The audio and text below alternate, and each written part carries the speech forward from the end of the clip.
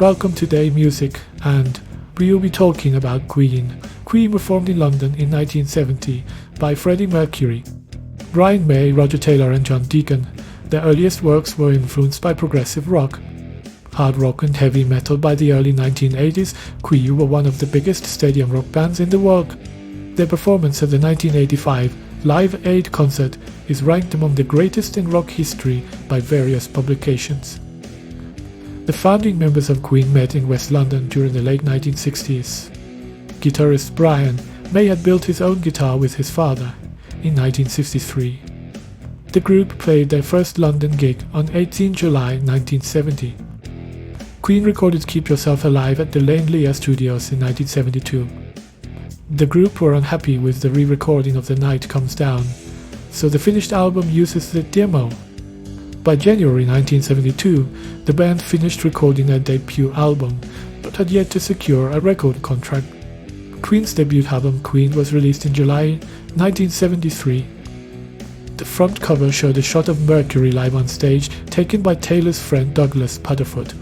Keep Yourself Alive was released as a single on 6 July, with the album Queen appearing a week later.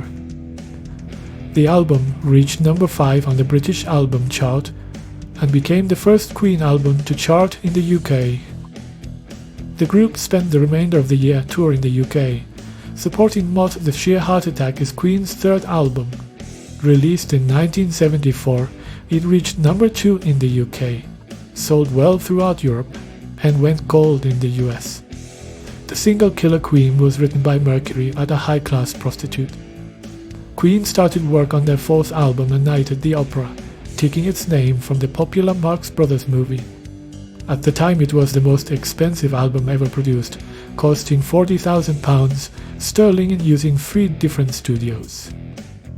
The best-known song on the album, Bohemian Rhapsody, originated from pieces of music that Mercury had written at Ealing College. Bohemian Rhapsody was promoted with a music video directed by Bruce Gowers.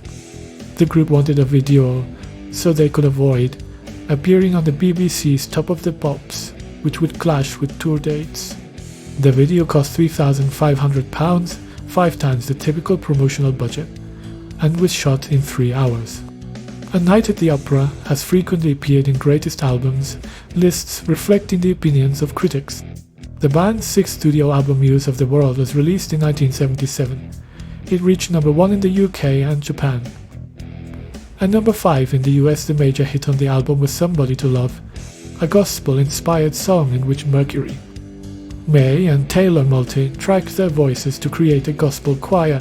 In 1978, Queen released Jazz, which reached number 2 in the UK and number 6 on the Billboard 200 in the US in 1979. Queen toured the US and Canada, and spent much of 1979 touring in Europe and Japan in 1980. Queen also released the soundtrack they had recorded for Flash. Gordon Queen began their 1980s career with the game. It featured the singles Crazy Little Thing Called Love and another one, Bites the Dust. The tour included 5 shows in Argentina, one of which drew the largest single concert crowd in Argentine history, with an audience of 300,000 in Buenos Aires.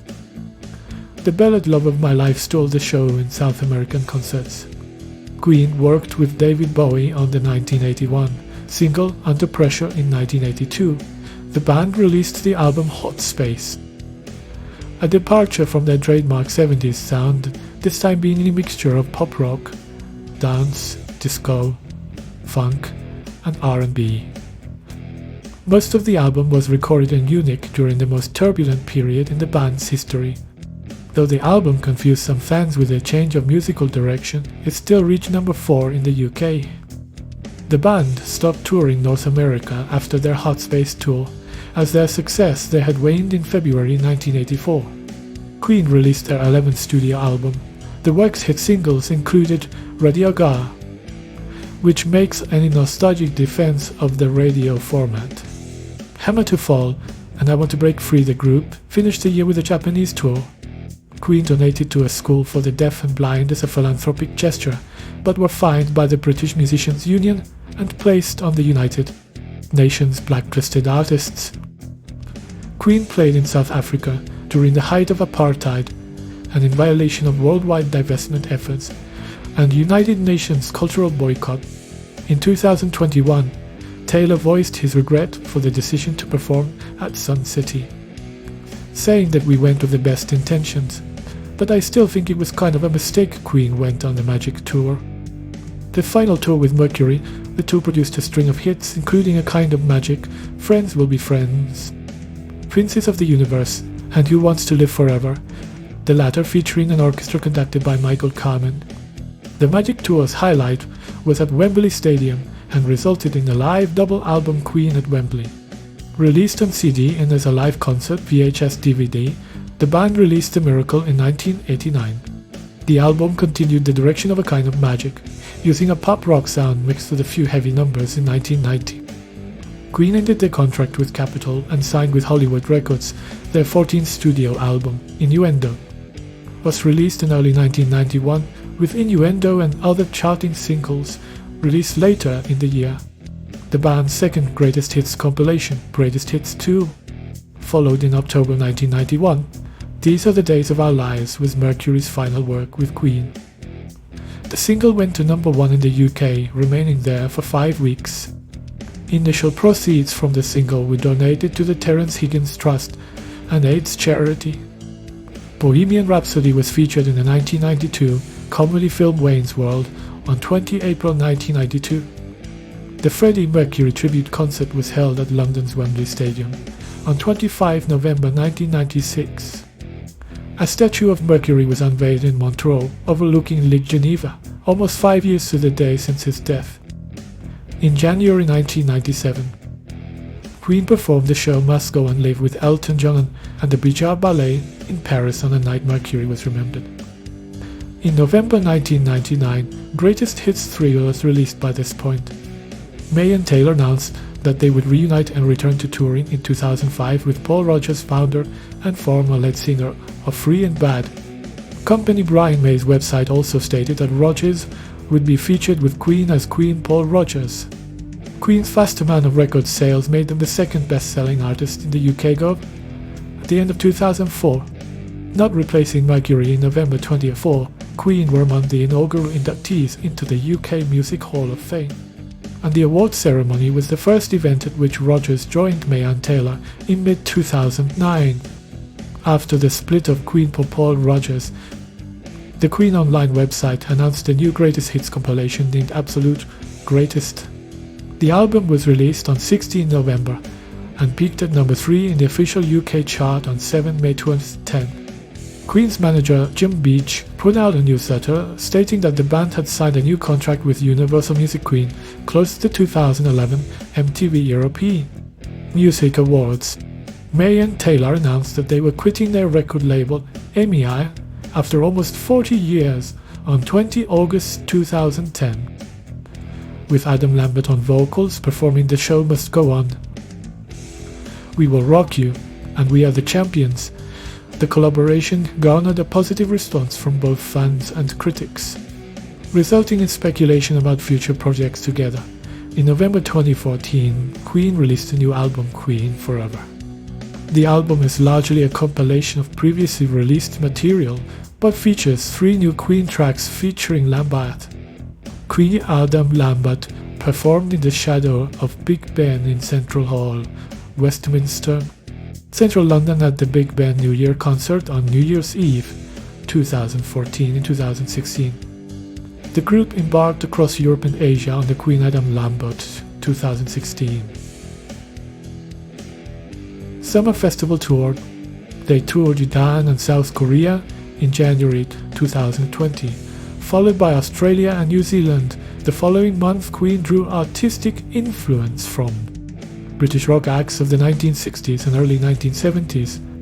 In July 2019, they embarked on the North American leg of the Rhapsody Tour, with the dates sold out in April, such as the Beatles, the Kinks, Cream, Led Zeppelin, Pink Floyd, The Who, Black Sabbath, Slade, Deep Purple, with Mercury saying "You really had everything in your rock," and Raw Star should have Queen were known for their anthemic songs, which are a staple of sports arenas and stadiums the world over. David Bowie, Genesis, and Yes, May and Mercury were influenced by Jimi Hendrix. Their 1980 single Another One Bites the Dust became a major hit single in the funk rock genre.